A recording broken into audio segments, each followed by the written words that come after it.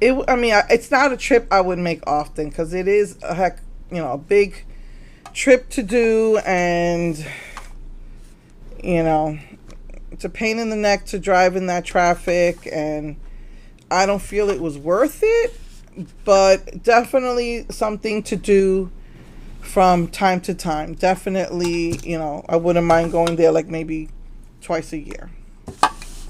So, yeah. Okay, bye.